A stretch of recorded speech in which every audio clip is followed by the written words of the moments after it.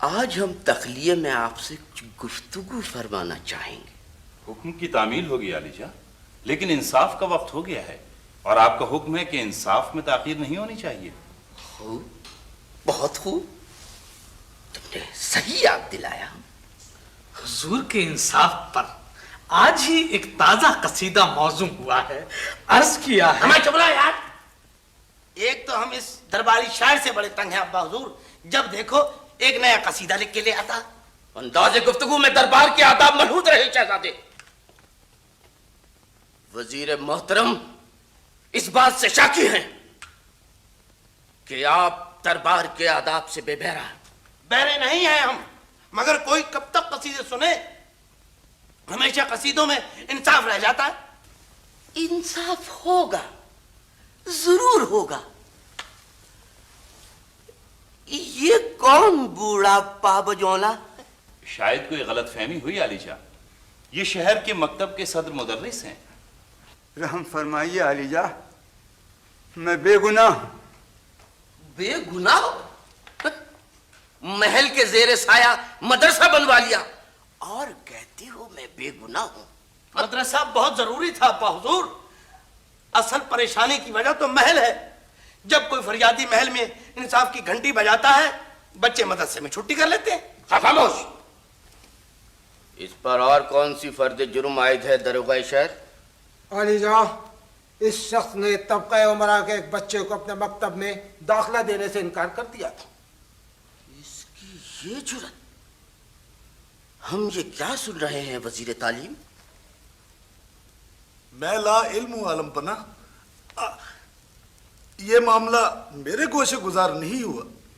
میں عرض کرتا ہوں علی جا، رئیس شہر کے بھانجے پچھلے امتحان میں ناکام ہو گئے تھے، لہذا اس شخص نے انہیں اگلی جماعت میں داخلہ دینے سے انکار کر دیا، جبکہ عین اسی وقت ایک سبزی فروش کا بیٹا مکتب میں داخل کر لیا گیا۔ بہت اچھے، شاباش شاباش۔ حد ادب شہزادے،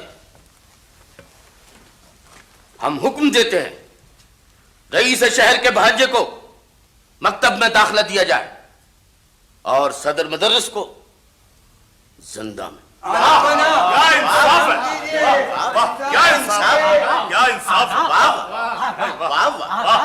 حضور کے انصاف پر جو قصیدہ موضوع ہوا تھا اس کا مطلع عرض کرتا ہوں۔ ابے چپ نہ ہوا تو رہنے دے اپنا قصیدہ، یا ہو گیا انصاف کا ملیدہ۔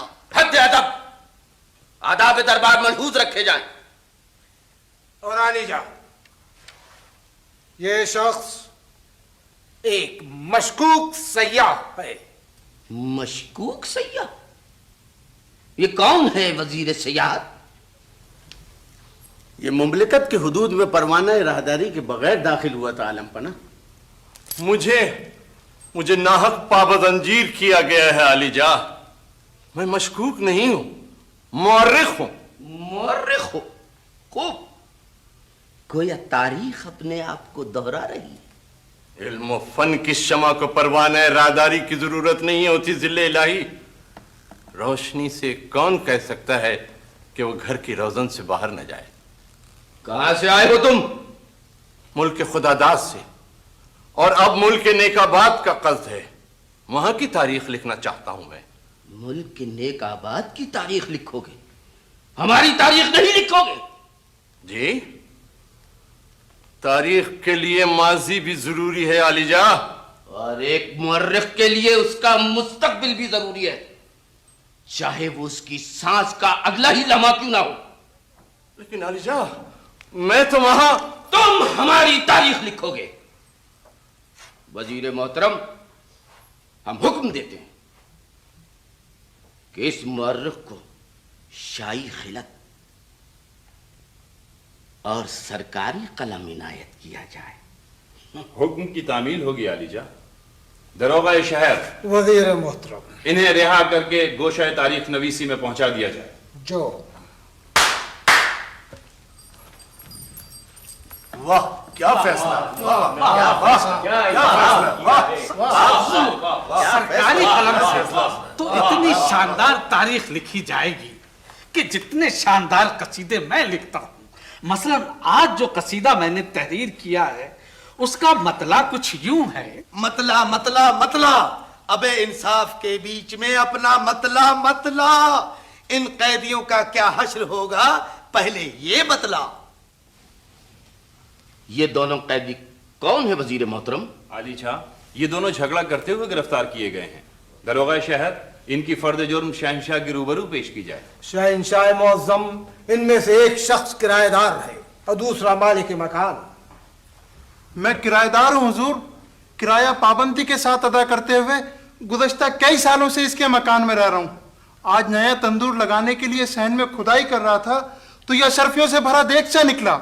یہ دیگچہ مجھے ملنا چاہیے بندہ پرور. علی جاں ملاحظہ فرمائیے، صبح سے یہی جھگڑا ہے. یہ شخص کہتا ہے کہ مالک مکان ہے لہذا دیگچہ اس کا ہوا. یہ شخص کہتا ہے کہ کرایہ دار ہے، قانونی وکیل ہے لہذا دیگچہ اس کا ہوا. اب یہ علی جاں خود فیصلہ فرمائے کہ دیگچہ کس کا ہوا. انصاف ہوگا، ضرور ہوگا. ہم اس نتیجے پر پہنچے ہیں کہ دیگچہ مالک کے مکان کا ہے، لیکن جو قانونی مکین ہے اس کا حق بھی تسلیم ہونا چاہیے. لہذا شاہی خزانے سے ایسا ہی دیگچہ اشرفیوں سے بھر کر اس کرایہ دار کو بخشا جائے تاکہ یہ بھی اس خوشی سے محروم نہ رہ سکے. علی جاں شاہی خزانے سے دور ہوں گی محرومیاں اور اوپر سے کہتے ہو کہ امور مملکت میں حصہ لوگے. مگر ہم تو یہ عرض کر رہے تھے علی جاں. خاموش رہو. ہمارا انصاف کہتا ہے کہ زمین مملکت کی ہے جس سے یہ دفینہ نکلا، اور مملکت ہماری. لہذا اشرفیوں سے بھرا ہوا یہ دیگچہ شاہی خزانے میں جمع کیا جائے. کیا فیصلہ ہے؟ کیا فیصلہ فرمایا؟ اسی مناسبت سے قصیدہ عرض کیا ہے. قصیدہ